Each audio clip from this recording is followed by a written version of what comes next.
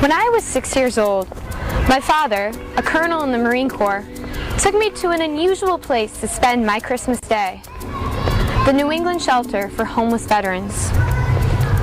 Throughout that afternoon, my father and I served Christmas dinner to the residents and spent time talking to them and listening to their stories.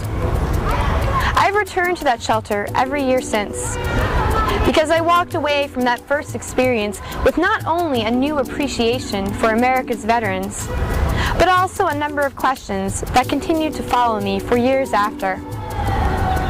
What had happened to these people that had put them in their current situations? Why was it so difficult for them to assimilate back into mainstream America? And most importantly, why wasn't more being done to help them? My name is Shawna Sinnott, and I am a student here at Harvard University, where I am a Marine Option Midshipman in the Naval ROTC program. Upon becoming Miss Boston 2007, I decided to make it my goal to support the efforts of the New England Shelter for Homeless Veterans in whatever way I could. The shelter is a vital asset to our community, and it is only with continued support that it can remain one of the most successful veterans transitions programs in the country. The goal of the shelter is not simply to house homeless veterans. It goes far beyond providing beds.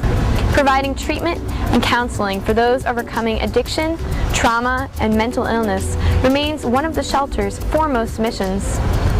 Once residents have overcome these obstacles, they have the opportunity to take part in a variety of training programs offered free of charge that are intended to get them back into the workforce and become successful, productive members of society.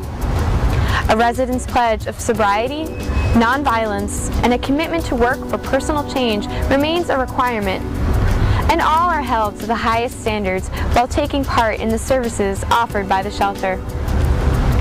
Our men and women in uniform have done and continue to do so much to serve our country and to defend our freedom. It is only fitting that we now do our part to serve them.